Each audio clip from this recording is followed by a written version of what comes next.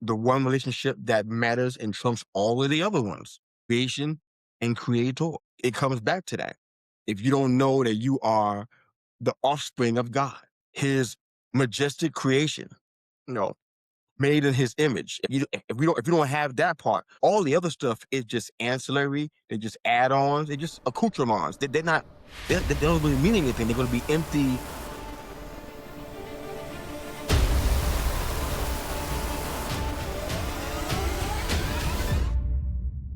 Hey everyone, welcome to the Valor and Vision podcast. I am here with my guest, Yusef Marshall, otherwise known as Mr. Yu. And so let me read a bio off for you guys that are unfamiliar with him. If you are unfamiliar, I'm going to tell you you're missing out already. And so this is your chance to definitely dive into his content. Today's guest is Yusef Marshall, also known as Mr. Yu, of course.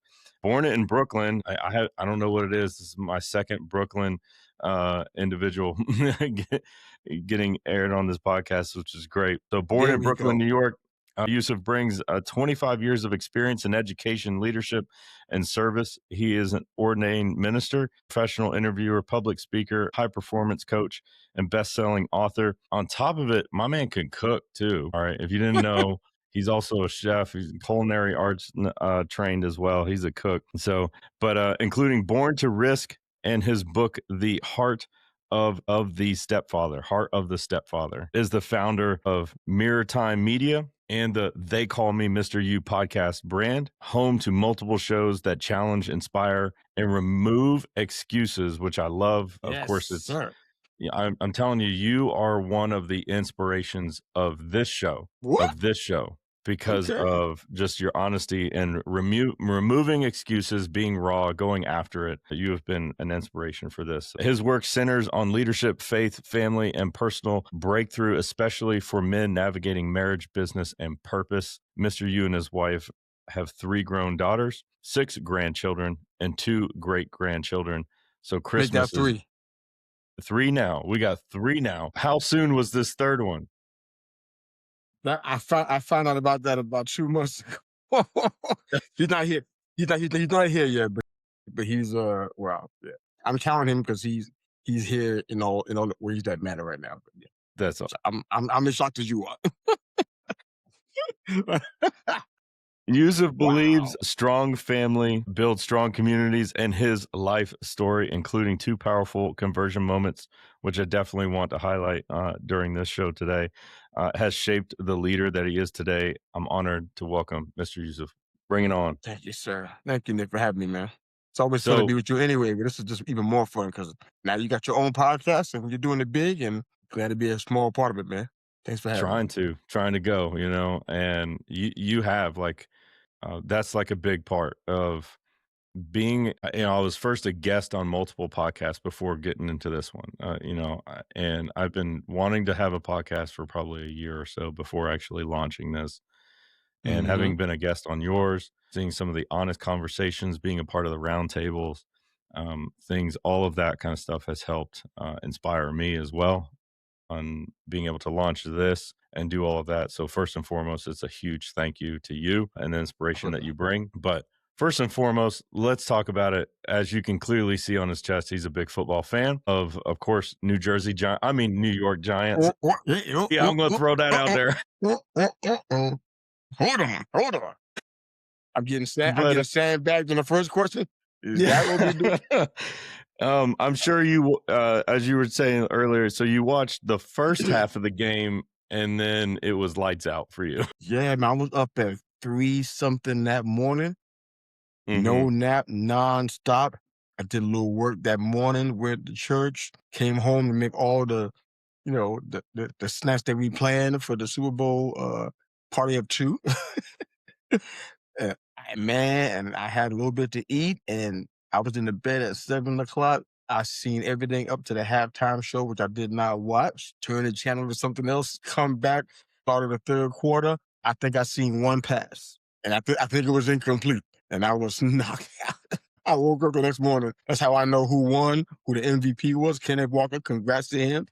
And so I didn't see it. I mean, probably the first Super Bowl that I didn't see all of in probably almost 30 years. I don't think I've ever missed an entire well, did not watch an entire Super Bowl in like 30 years. So this was like monumental, but that sleep was amazing. So I needed it and I didn't care.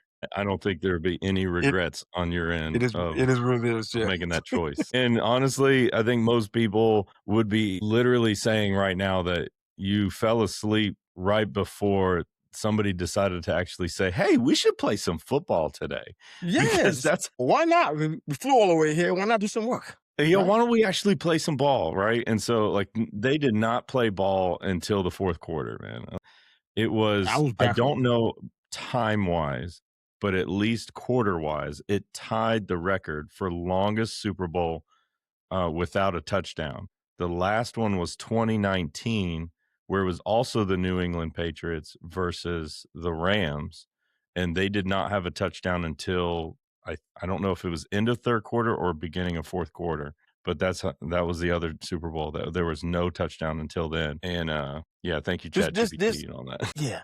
This two, it's two ways to go with this situation. Two ways to look at it, two perspectives. I'm curious as to which one you like. I'd love to hear from Hmm. your listeners too, man. The first one is that, okay, this was the defensive battle. Both defenses were strong. The Seahawks, I think they were the number one defense for a while going to the end of the season. Not sure they ended that way, but they were pretty high up there majority of the time. The Patriots, I don't think they were, I'm not quite sure they were in the top three best defense. I'm not even sure it was top five, but so people can see it as a defensive battle. That's good. But to me, I'm looking like, okay, the real elephant in the room is that both of those two teams probably shouldn't have been there.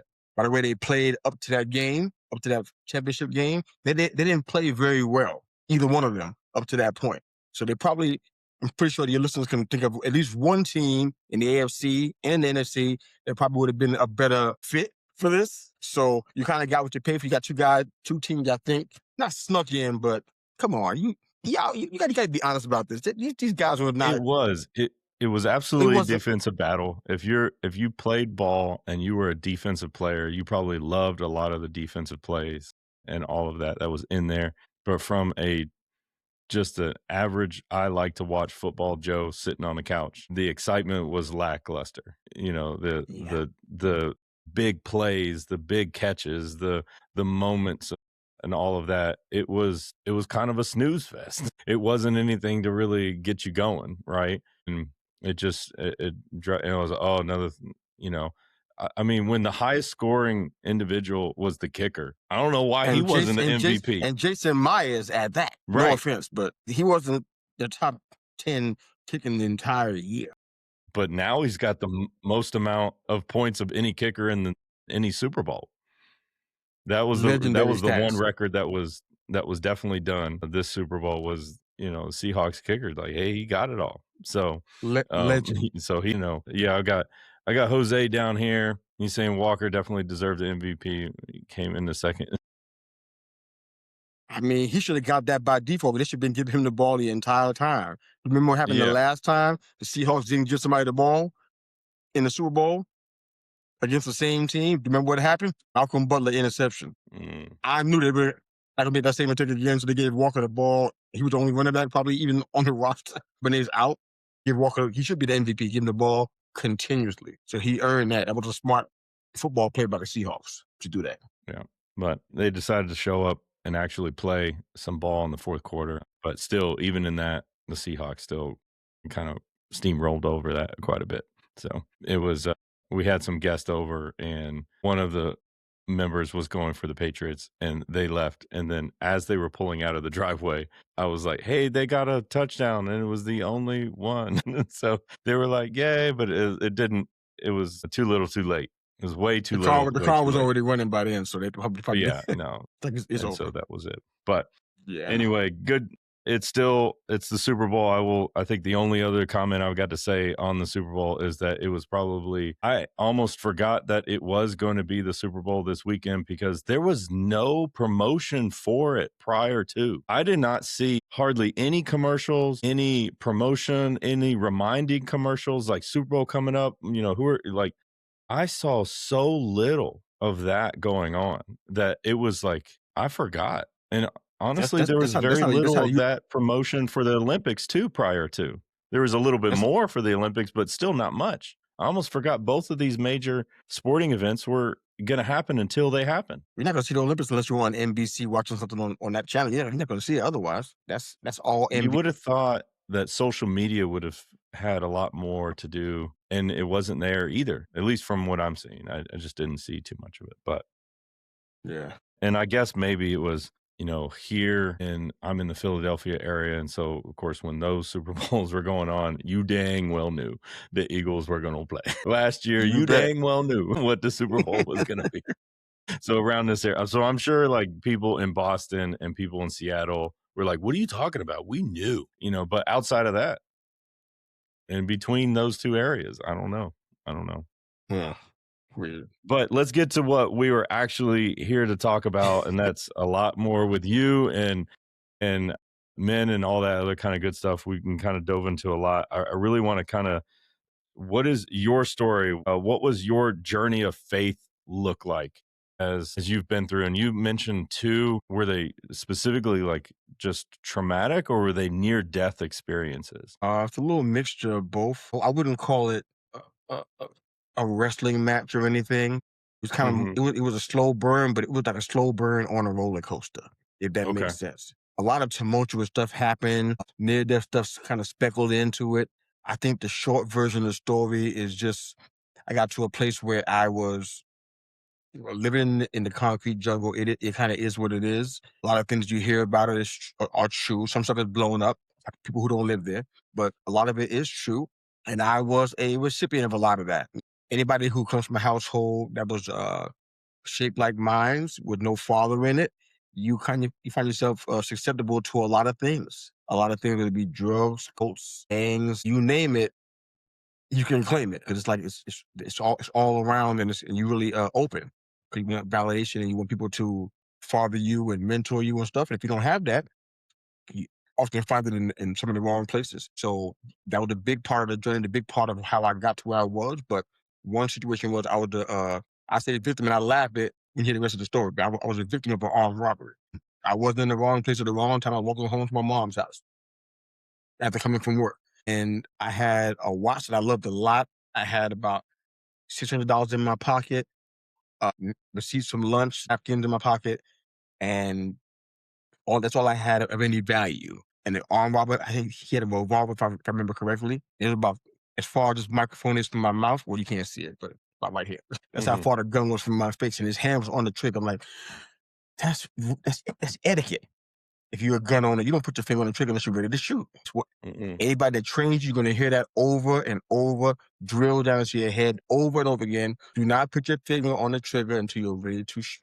It's common knowledge. But for this gentleman, I'm giving props by calling him that. He had his finger on the trigger and his hand was shaking like this. I'm like, there's no way that I wasn't a bad guy, but I wasn't perfect. I said, there's no way I'm going out. This is how by this clown, this is how I'm like 5 steps from my mom's house. This is really how I'm going to go out. I'm going to leave her and my sister behind. This was really going to happen. I was sitting like wrestling with that item. How can this be so? How can I go out? Have I done that much stuff to go out like this? So I Hmm. was a little bit ticked off. I was thinking about, you know what? I can take him. I was thinking all kinds of stuff. But his hand was shaking so violent. I was like, oh, I can't believe it. I mean, he was like reaching in my pockets to grab something, and the gun was like right here. Like, I can't believe he's going to do this. Like, oh, I thought against making any kind of power moves. He put his hand in my pocket and he took what was in there and he ran. I'm like, okay. Adrenaline calmed down. Got to my mom's steps. I looked up and you know how they do it in the movies and on TV, that prayer that we always pray. If you're real, do blank. I prayed a prayer similar to that. I said, if you're real, I need you to show up. My grandmother knew you. My mom knew you in their own ways. I need to know you, like I need to know you. So I prayed that prayer. I went inside the house, put my hand in my pocket, no napkins, no receipt. The watch broke on a train ride over, so it wasn't even working. It needed new batteries. So I had that was gone too. All that was in my pocket was $600. So we got everything but the $600. And I from that point, fast forward about 10 years, I found the Lord Jesus Christ in Columbia, South Carolina. Whole life turned around. Met my wife there. Been married for almost 30 years now, and a little bit, in about 6 months, maybe 30 Amen. years. Total dramatic change. So it was a slow burn, but it was a wild ride. A lot of stuff happened. God definitely got my attention. He's the master at that. I will tell you that. Yeah. Ask Nobody better. anybody that absolutely knows the Lord that he is the master of getting your attention to us is in a deeply impactful way, and sometimes to others are like, "Eh, whatever," but it's like, "No, you don't understand. If you were walking in our shoes, you'd understand It's hard to how explain deeply sometimes, but impactful he is." yeah, So, man, so, like, you're married, you're in South Carolina at this point, yeah. right? Did you have kids already at this point, or, No, when no. okay, so no I kids was are I on the was in New way. York. That story was in New York City, so Right. that was in my hometown. So I'm in South Carolina now. Yes. Yeah. How did kids happen? How I mean, we know how that happens, but, like, how does I having can't kids on your show, man. If y'all don't know, read a book.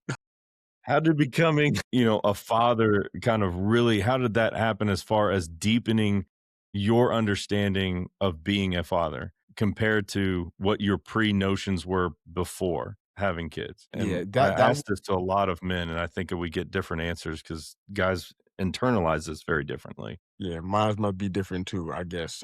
But great question though. I think being a father and a husband, so I better add that in too. Mhm. I think it just kind of let me understand God's heart, what He wanted from the family. In your bio, you were talking about how I'm a proponent of family, and I am, because I know that's His heart. That's what He cares about, and not family in a dysfunctional way, but not what crazy Uncle Bob at the picnic. That's not what we're talking about. I'm talking about Mhm. family that creates not only a strong community, but strong neighborhoods and a strong city, a strong state, a strong nation, and a strong world. So I really believe in that. And I think the tough part for me was trying to father three little princesses and have no idea what that's supposed to look like because I didn't have anybody to show me how to do it. I mean, basically, my point of reference, and I say this all the time, was the Cosby Show. People might look at that now and be like, ooh, and they might cringe now, but for me, that was my example. I'm like, you know what? Okay, he looks like me. There's things that he wants that I want.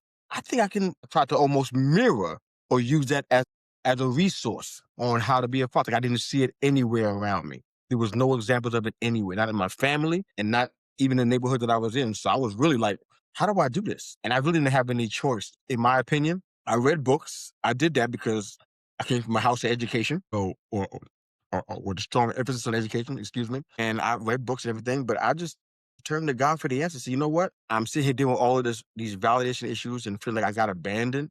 I'm like, you're the only father that didn't break out and leave me. So I'm like, it was not easy for me to even say that, but the truth is that I learned how to lean on him for this, how to be a father while he fathered me. So it was a long process. It was not a couple of days or a few months. It was a long process.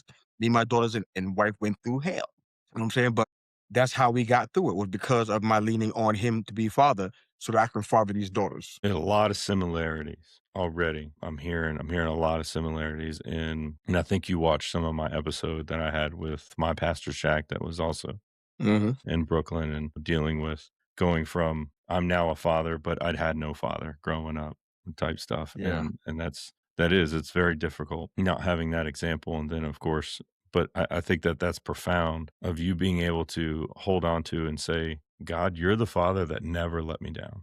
You're the father that always was there. Even when I may have thought you weren't, you were still there. And that's massive.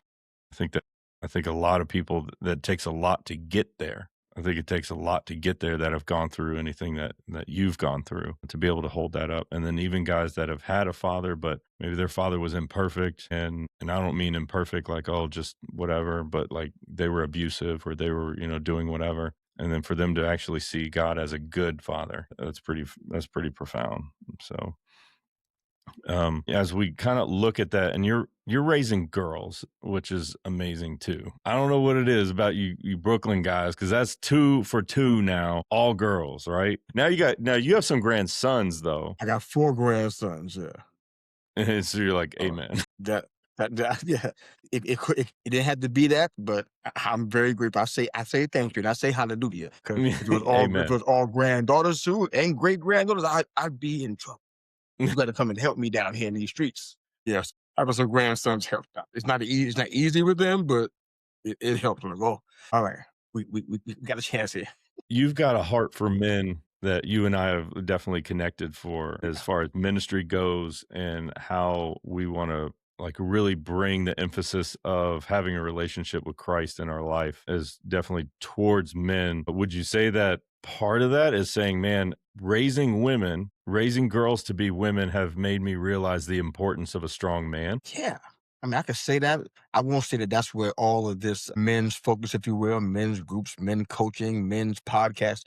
I won't say Mhm. it's because of that, but I just feel like I got, and this is through the process. This is not something that I read in a book. This is not something that I learned from a older mentor that happened to be a man. I got to put that out there and just be clear. It's not that this was through a evolution of time that I figured out that, you know what, as men, we have a responsibility that most anybody else won't be able to understand. Your wife might be awesome and powerful and beautiful. Your daughter's the same. Your mom, same. Your sister's the same. But they'll never understand the obligation and the responsibility that sits on your shoulders. If Mhm. they watch TV, they'll understand even less because TV and commercials don't make us look good in a lot of scenarios, especially in the month of June.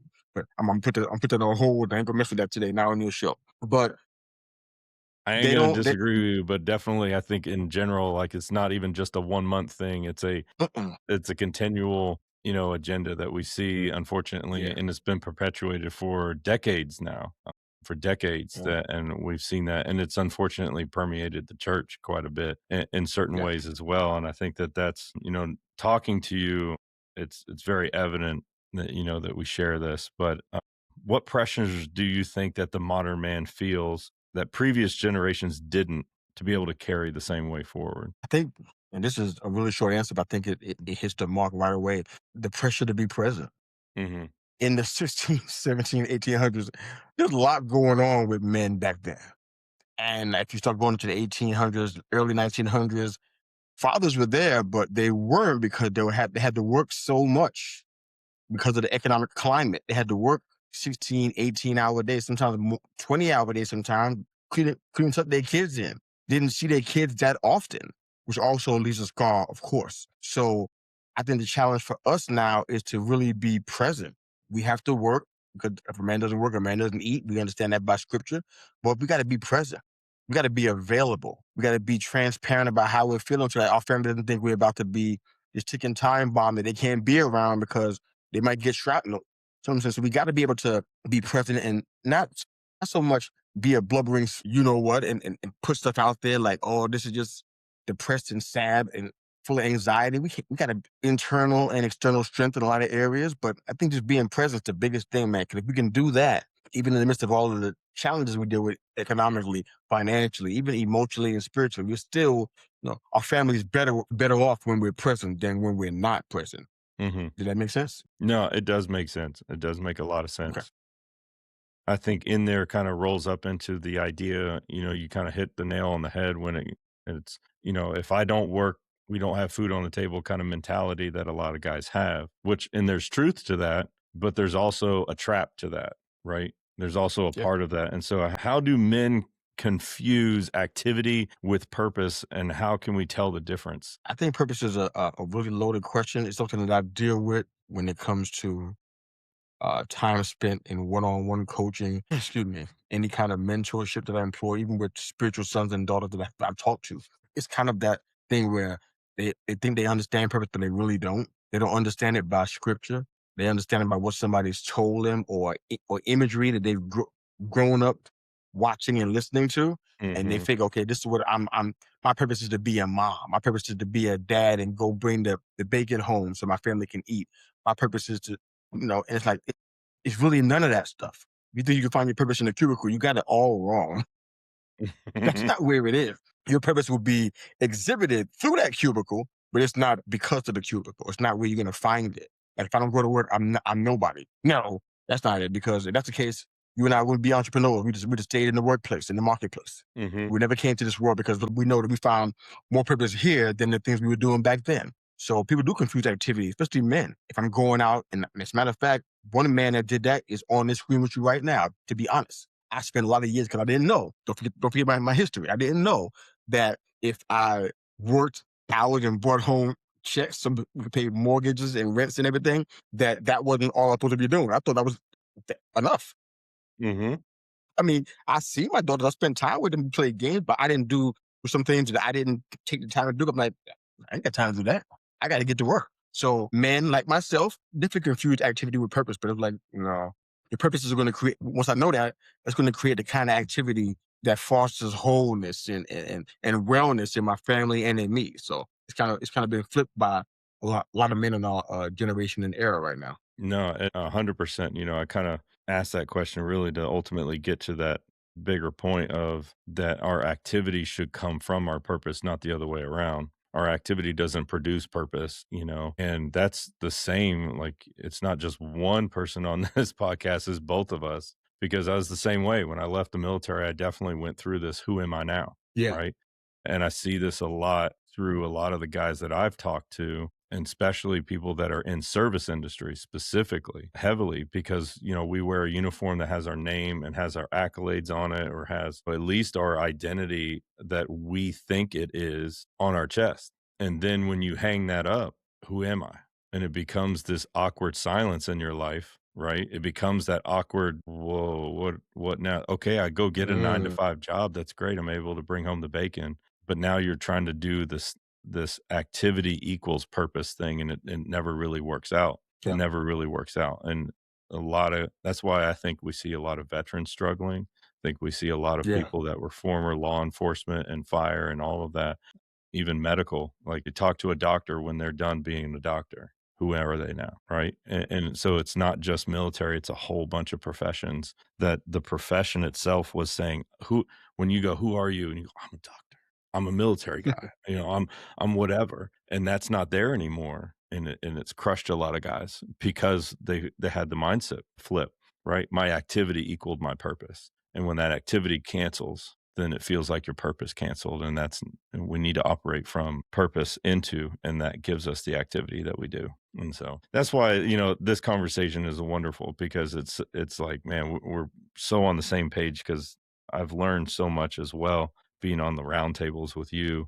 But what I'm excited to hear is, because honestly, a lot of the roundtables that you do, we don't hear too much of your opinion on things. You're doing a great job hosting. You're mediating in between, and telling Roy to stop crying. From the What? remember Roy was like, "No man cries," and it's like, whatever, man. But you do such a great job of doing all that. But I was like, man, I'm excited to talk to you, because I want to hear. I know, like, there's a whole bunch of wisdom behind you that doesn't get to come out as much when you're hosting so many others. And so that's what it's really good for this. Yes, sir.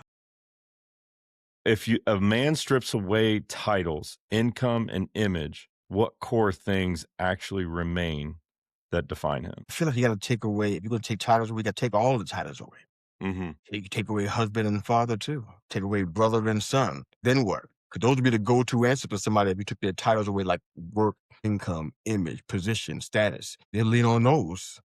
And a lot of people do that right now. They lean on those, and it's like it's not really predicated on any kind of relationships. It's just my place. 'Cause at the end of the day, I think man's greatest fear, and I say man in this case, I mean everybody, male and female in this case. Man's greatest fear is to not be relevant. Man's Hmm. greatest desire is to be known. So when your husband, father, brother, son, it's like, you know what? I just want to be known. I don't want to be forgotten about when my story comes to an end. I don't want it to be that, nobody remembers me, remembers what I've done.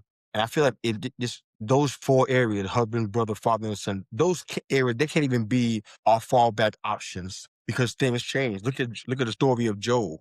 His whole family got wiped out. Hmm. He can't use husband and father anymore. What's he used to say, you know what, this is who I am? And without getting too preachy, it just inevitably goes back to the one relationship that matters and trumps all of the other ones, creation and creator. It comes back to that. If you don't know that you are the offspring of God, his majestic creation, you know, made in his image. If you don't have that part, all the other stuff is just ancillary. They're just add-ons. They're just accoutrements. They're not. They don't really mean anything. They're going to be empty stances, empty positions, pots with no water in them. I don't know how else to describe it. It's not going to have any Hmm. real value. So that's what we have to be at, because titles change. We saw it in 2020.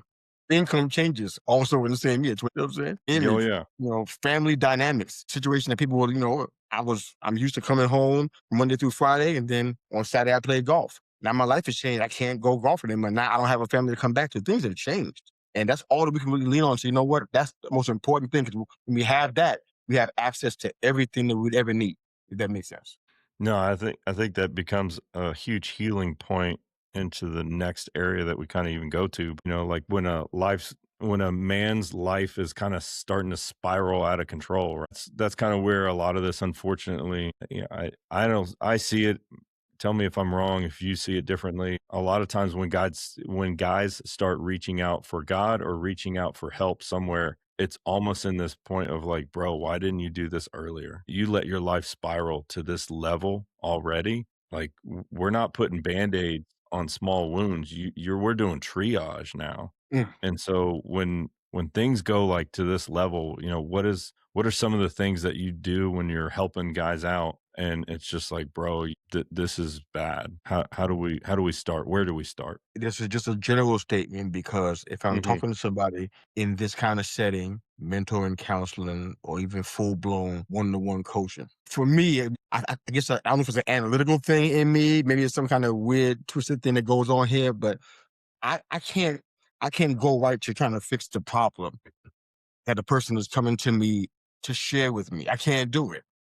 Well, my kids hated it, but it was my process. Come to me and said, "Dad, I only have to do this problem with this math." Well, I'm taking them back to the very beginning of math. I'm trying to get them to understand, how did we get here? You're having a problem with math. How often are you studying anything? Are you in the room listening to music and giggling with your sisters? Or are you actually trying to apply yourself and work on this thing? Because now we're here to get this big test that's going to really matter for your overall grade. And you're scared out of your mind. You're on the struggle bus right now, sitting on the driver's lap, trying to figure out, how am I going to do this?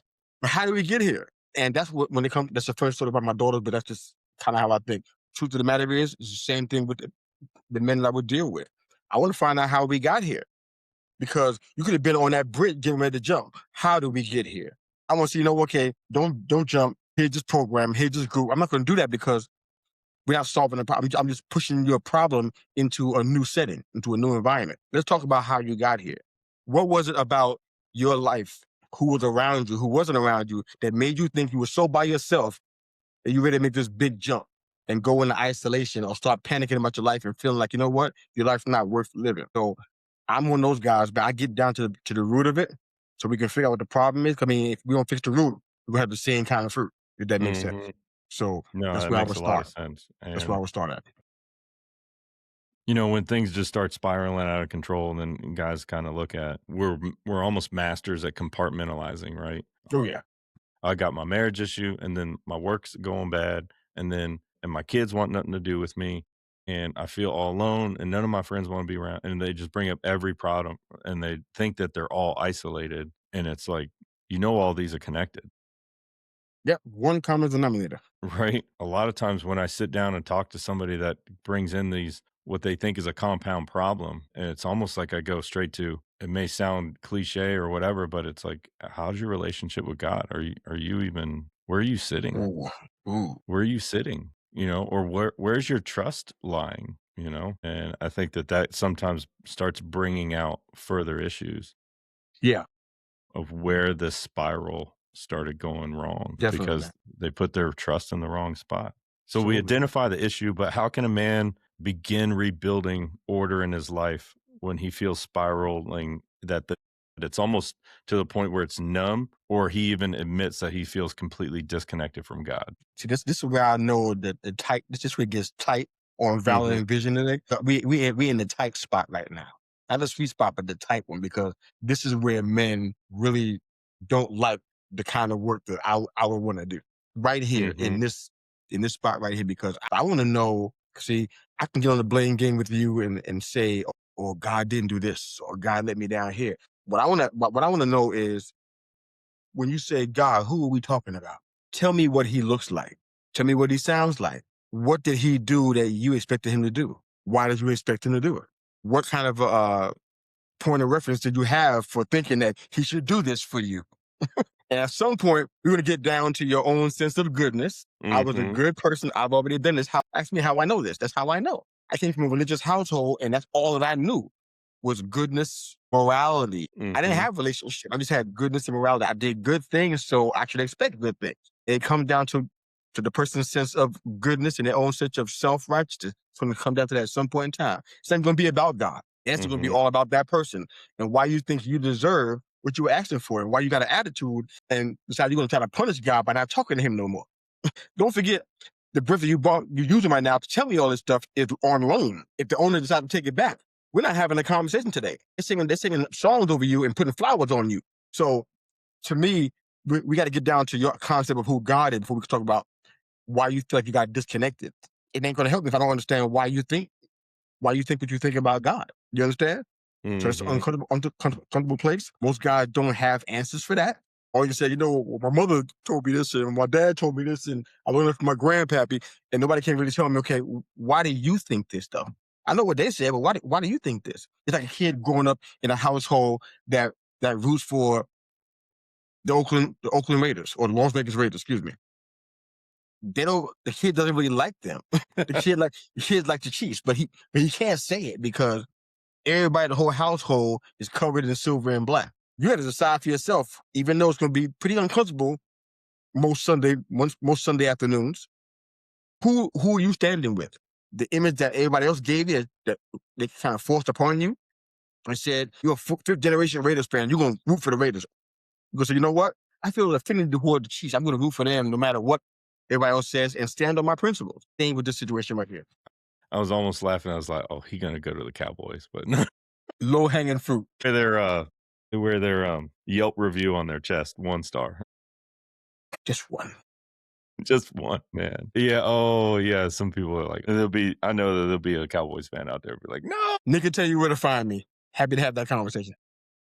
But that's so true though, is a lot of it in our life because it's difficult and it takes time to actually assess, wait, I know my aunt, I know my mom, I know my dad, I know my brother, or I know whoever said this about this. Do I really believe that? Do I really hold that to be true? Do I think that that's actually sound? And a lot of people, they don't do that and they roll with it. Yeah. And that goes a lot for how we follow Jesus as well. You betcha. That's good. Is that we don't do my mom knows the Bible real well. So she told me this. Okay. Nothing against your mom. Nothing, my mom does too. But yet my mom now comes to me and asks me questions and asks me what her scripture reading. Can you talk to me about this? And we need to have more discussion than just blindly following what somebody says, Oh, absolutely. So The mom translation ain't going to help us out. Trust me. yeah. It won't help. But still thank God for mom, though. Thank God for moms in our Of life. course. No question. But yeah, it's that rebuilding of kind of, hey, we need to start working somewhere. And it is this rebuilding the understanding. And I love what you were saying. Like, what did you expect God to do for you? And where did you get that expectation? That's huge. I think that's such a huge, deep question for a lot of people because it challenges a lot of more deeper internal thoughts of like, wait a minute, I can't have expectations of God. And then wait, what? And that can flip a guy's mentality upside down. Yeah. I mean, it's kind of like this gets deep, and I don't think we should do this. It's not my show, but just a thought. But the whole my father versus God the Father, that's a real challenge for men, man, because I ain't talking about the fathers that went to the store to get a pack of smokes and never came back. I don't mean them. I'm talking about the ones to the store. Why are you laughing at that? That's not funny. Just the way you put it, but it's very true, unfortunately. No, you're making me laugh. But yeah, I mean, but even the men that's still there. I mean, you might find them in the garage working on the old car every waking moment when they're not working. You know what I'm saying? But there's like a mindset that you're not allowed to disappoint me.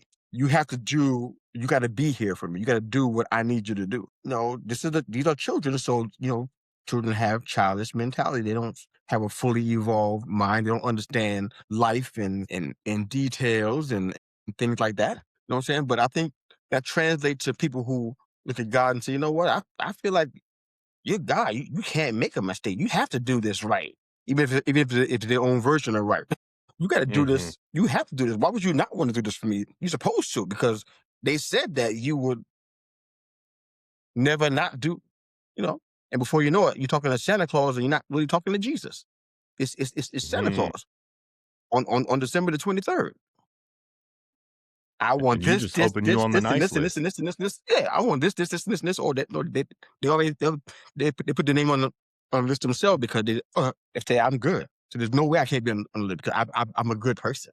Mhm. Even though the cursed person now at Chick-fil-A, they're a good person because that's what they think. So they assume, you know what? I do this, and oh, don't forget that blue bicycle. And they think that's they're supposed to have that. And it's like, yeah, the whole idea of God the Father versus the Father, it's not the same. At the Santa Claus complex, you got a really bad cocktail that men have been drinking for a long time. Oh, I'm gonna go straight into it because we're here to make trouble. Oh Do you boy, think that let me this take a is drink. also you think that this is also a part of that the church has misled I and knew has you were going not? to do that. Yeah, we're gonna go there. But do you think that also that there's pockets of the church, and it can be just the American church or even worldwide, that have given or aided to this misrepresentation of who God really is? I'm going to say ignorantly, but also purposefully have done that. Mhm. The church has done that. And Let's understand when do I the say church, ignorant side. Let's talk I'm the not, ignorant side first. yeah, and be clear, I'm not talking about the body of Christ because that's not the same at the church. Sorry to bust your bubble. It's not the Nope. same. It's different. You Everybody in your church is speak the not truth, brother. part of the body of the Christ, and everybody in your church, they're not going where you expect to be going. So let's just put that part out there real quick. As far as the Very as far as the, true. as far as the ignorant part, there are people who, unfortunately, I'm not connected with them now, but I know many. I've seen many come through.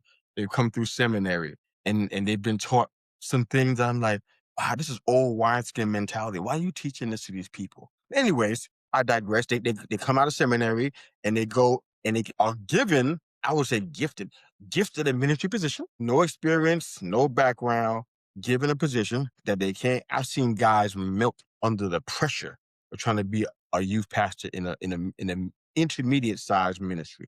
I see men flounder under the opportunity to preach their first sermon, clothes soaking wet with sweat from the anxiety. And it's like none of this has anything to do with the relationship that they have with the Father. This is all about the role and the assignment, making sure that the bishop is pleased. Mm. And it's ignorant because it's being given force fed to generations over and over and over again. And it's ignorant because like that God is not pleased by that. That's called duty-based ministry or duty-based worship. God's not pleased with that. We say in scripture that he wasn't pleased with that. So that's the ignorant part. The other part is the purposefully part. I think people doing that on purpose because some of the men, and I've seen this often too, and this is really a sad commentary. I got some friends that might think this is about them. Blame Nick, it's not me. But I'm just kidding. But honestly though, they're like we see men that start their own ministries and they don't have any kind of coverage. They don't have any kind of accountability covering. You know that they done ran from some place that they was at before. Probably left it high and dry. Probably left it on fire on their way out. Didn't even pass the fire extinguisher. They just ran out and left it. And you know they did because they don't have nobody say, you know what? I see this person as somebody fit for this office. So I am going to endorse them. You never see an endorsement, never see a passing of the mantle. You never see any kind of, even if you want to call it ritualistic, you don't see any kind of, father to son exchange saying, I'm giving you this, just like Elijah did with Elisha. If you see me, you can have double my anointing. I'm going to give you this. You never see it. These guys are Mhm. solo. They're starting their own thing. They don't have nobody over. They have no bishop overseers over it. There's no apostolic convention. There's nothing over there. They just starting brand new from scratch. And it's because they are trying to build something out of their deficiencies, trying to build something out of their dysfunctions because they're hurting. They say, you know what? I ain't gonna hurt them. I'm gonna be in control. All my life as a child, I never had control. Everything was just happening to me and around me. I'm gonna be in control now. I'm gonna be the head, the lead dog, the head man. I'm gonna be the pastor. And now they want everybody to come to them because it makes them feel good. It temporarily fills the hole that they have inside. That's why I say purposely. It temporarily fills the hole they have inside of them that they've been carrying for years. Only Jesus can really fill the void. Full disclosure, not a book, not seminary, not degrees in college. I got all that stuff. And none of that stuff filled the void I had with not having a father and not feeling like I was loved. And I was in ministry doing that I was doing stuff that I was doing stuff in 10 years that people weren't even doing in 40. I had that many jobs and assignments and titles and positions, and it never filled the void at all. I was still as crushed and broken as I was when I started. A lot Yep. of people do that because they want to be in charge. They want everybody to come to them and they want to be the answer man to a whole church. They want to lead people through the promised land. I'm like, you ain't Moses, dude. Moses was humble. They Your dogged him. promised He land thought is his only to a bigger auditorium. yeah. Moses was getting dogged out by his own people. He was on his face crying before the Lord. He didn't even answer them back. You can't handle what even he was handling. You ain't there. So That's right. it's just like I said, ignorantly and purposefully. We definitely see that happening. Yeah, and I mean, we can even go further where you got the purposefully that I mean, you got even deeper than just trying to be the answer man. You get the deeper that's like, hey, I'm going to preach this prosperity gospel just because I want all the other stuff too, which is even further into the giant shaking of heads, like we're doing Ooh, boo. and just saying how bad that's going to be. Mhm. But unfortunately, it sucks a lot of people in. Both of these No question. perspectives suck a lot of people in. You can have a great big old congregation, right? Doing both of these, whether it's ignorant or purposeful. And unfortunately, that's where a lot of guys think, and that's where they get the bad teaching. They get this bad teaching that, God is for you all day, and they stop there, and they stop there. And it's unfortunate because then you have to sit down with somebody and go, God is for you, but not the way that you want him to be for you. Mhm. He's for you to worship him, not the other way around. Yeah. And that becomes a difficult conversation. Where do you think churches can actually course correct this though? In my assessment, in order for them to kind of correct course and kind of reorient themselves, if you will, the only way to do this is you're gonna have to change the very foundation of what you teach. Mhm. Because if you get that Panther going to the website, you ain't gonna see nothing wrong. I've seen churches that were messed up top to bottom from ceiling to floor, but their website was pristine. I'm not saying that they wrote it or they got somebody to do it. I'm not saying that. All I'm saying is I've never seen anything bad on the website in their biography. I've never seen anything that said, you know what? Do not go to this church. Run as fast as you can. I never see it. So that's always good. But what happens when you're there? What comes out of the mouths, out of the culture, that's where the problem is. And you got to change that part. And I'm not sure that as a whole, the church would be okay with doing it because it's almost like, and this is something that God's been dealing with me with for about 9 months now. I've been teaching on it. I've been doing stuff on our Inspiration Station podcast about it. We have a whole new series that we've started. I've been teaching on it there. Ask yourself this question because the Bible talks about how much of a shame it could be if you don't count the cost before you build the tower. If you don't have enough money to finish it, you're going to be embarrassed. There's going to be a half-done Mhm. project. They're going to mock you.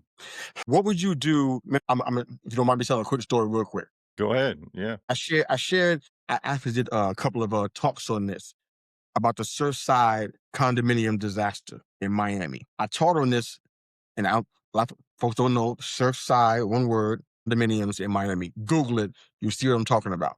The short story is that these luxury condominiums that they had there for years, but they had a problem with the foundation for years. They were in Mhm. boardrooms fighting over it for years, talking about what to do, pointing fingers at who should be doing what for years, while the condo was slowly, basically crumbling. Mhm. And because they didn't respond for years, even though they were talking about it and knew about it for years, people lost their lives Yeah. and I remember people this were story. harmed. And people were harmed. And the reason why I believe the Lord shared that with me was because the question was asked, are you willing to tear down something that you built? A church that has this massive congregation, all this money flowing in, all of these programs, it would take an extraordinary leader, a very humble leader to say, you know what? Mhm. I built this. This is massive. We got 10 campuses, but I built it wrong. So we're tearing it all down and allowing God to show us how to build it right. I don't think it would happen. Not because I doubt God, but I doubt humanity. I don't think you would do it. Once you got that far, you try to patch it up. I mean, I'm sure some duct tape and bubble gum will be used in the process, but I don't think you would tear it all down because you, in your mind, you think, you know what? I built this much. God has to bless this. Look at all the people who love and Mhm. worship Him, but they don't. But they think about the foundational part of it. And I think it's a question I've asked people, and I've never got an answer on social media, through the chats, through the podcast. Would you tear down and rebuild something that you built for years because God wasn't in it? I think it's one of the hardest questions I've ever been asked. And that I would, if it asked anybody, are you willing to tear it all down and start all over again? Even though you're 30, 40, 50, 60 years old, just tear it all down and start all over again. Most folks would say no to their detriment, but it's a hard question. That's what Surfside should have did. It would have spared many lives, cost a lot of money. Mhm. It would spare many lives. They chose the other thing, and look what happened. Church is doing the same thing right now. They're building more on top of a foundation that's faulty. It's only a matter of time before it all comes down. How many folks are going to be harmed in the process? My man Jose on here that's with me on TikTok here saying how Matt Chandler did this very thing with actually with the Village Church. He ended up making most of it, if not all of the Village Church locations, their own autonomous churches to be able to tear it down and basically redo and I restructure hadn't its heard about that. foundation. Thank you, Jose. That's awesome. Yeah, and that's and Matt Chandler's an amazing pastor. I love listening to him and a lot of his preaching as well. He's out of Dallas, Texas. But you know, that takes I think the number one key thing that you said at the very beginning of that, it takes humility, an Yeah. extreme amount of humility to be able to do that. And I think the other question is, you know, we're talking right now and that's in the context of a church. What about the life and everything else you did in your own home and being able to flip that, like for a guy that's like realize, oh my gosh, I've built my life, my home, even maybe your marriage or whatever on the wrong foundation. You don't go get rid of these people in your family, but how do you flip that now? This is a small sample size. I really feel like that question. I love loaded questions, especially when I'm asking them. But in this case, I hesitate because I'm going to give a general answer to something that's so broad. So I'm going to refrain from doing that part just for the sake of the audience and respecting your show. What one thing I did that was a small sample size of that. Don't forget my story about not knowing how to be a father, leading my household in a certain way. We Hmm. had to have a come to Jesus meeting. This happened in Colombia many years ago, and I know it was God inspired because everything about me was nervous. I felt like I was losing control. I was feeling anxiety. I had the meat sweats without the meat. I was feeling it. And I'm like, I'm concerned about how this is going to go down. My wife wasn't prepped for this. The kids wasn't prepped. I'm like, I gotta say this. And basically what I did in effect was I tore down all of the things that we were accustomed to doing. Everything. Because I built that stuff out of ignorance and not because I knew it was the right thing. It was just an easy way to add some things to give us some layers to be look like a real family. And I can't go into the details of the things, but I just tore everything down. I said, we're not doing this anymore. I know you got used to it. We're not doing this anymore. I know that Hmm. this has made you happy. I don't want I want you to be unhappy, but we're not doing this anymore. And I tore stuff down that affected my wife, my daughters. They all had looked to a war be like, like all they had to have was some flames and pitchforks, and you get my meaning. They had to look like I'm going to kill you. You can't be here anymore. It's time for us to. I mean, they had that kind of look. I'm. This is one of the hardest things I ever had to do. I think in the long run, I don't know how long it took for everybody to, you know, remember that I was, still important to everybody. But after they got to that point, I feel like it was better for our household. It was definitely better for my wife and I relationship. I mean, in August we're gonna be celebrating 30, and we've been through hellfire, man. And I was serious. Matter of fact, I think we were soaked in gasoline when it was happening, and we're still here. And I think those kind of turning points were big. Our daughters, we have different results now with them. They're working on their testimony, and that's fine. It's all good. But I feel like that was a stand that taught me how to say what I'm saying right now. Are you willing to tear down the things that have been traditions and morals and values and say, you know what, God help me build this right so that it lasts? Did that Hmm. make sense? Did I No, help it or did I totally just makes tear sense. everything up? Okay, okay, I think okay. it totally makes sense, and I think that it's one of those that, of course, in the moment, breaking anything hurts, right? Breaking anything in Yeah. the moment hurts, whether it's a prized possession of your house or it's your actual bones or whatever it is, right? Breaking anything is going to hurt, but then you can build back better in a real way, right? You I love can it. That's the plan. yeah, it's not like I don't know, that just rattled off, not trying to make anything political, but it's ultimately but it is what God wants, is that Yeah. to make him the foundation of our lives instead of other frivolous things the foundation of our lives. and that we can Down the actually road. build our lives, our family, and then ultimately, hopefully, our churches as well, that He is the rock that we actually put the rest of everything else on top of as the Yes, foundation, sir. Yes. right? But we have to break those other things, and that's probably the story when we talk about, like you said, the building in Miami. That's probably their arguments in the boards all the time. Who's responsible for fixing the foundation? Who's going to build this? Who's going to do that? And everyone kept pointing fingers instead of making action, instead of saying, you know what? This can be really difficult, but we're going to tell everybody to evacuate this building so we can do some very serious triage to the foundation that was needed to be done. So that's a tough But that would have conversation, been but a smarter answer than letting it crumble, and now you have to deal with the unfortunate loss of life due to just letting it do whatever it was gonna do. can I say something right here? Yeah. I feel like that scenario, even though that would have been the right one, there's still ramifications for it. Mhm. Because you're talking about getting, because I'm pretty sure these condos owes more than one condo. Yeah, you're talking Mhm. about basically hundreds of people. I don't know how many, but I had the numbers, I had the stats memorized, but that was years ago. Hundreds of people that gotta find housing in a pinch. Mhm. Hotels, that ain't gonna be feasible because they may be jacking their prices up just because they know somebody's coming. They do that same kind of time. Yep. But that's not a good situation. So I think the moral of the story, if we can find one in that mess, is that build it right the first time. So you won't have the scenario where it's either hundreds of folks are displaced and they are ticked off because their family's whole life is being turned upside down and they got to find someone to live in one of the most expensive places to live in the world, or they one option is worse than the other one, but they're still both bad options. No, If they're we both bad. Yeah, but if you take care of the foundational part when you're doing it in the beginning, instead of taking shortcuts, you eliminate both options potentially. Did that make sense? It does. That It's got to the, be the "Hey." moral of the story.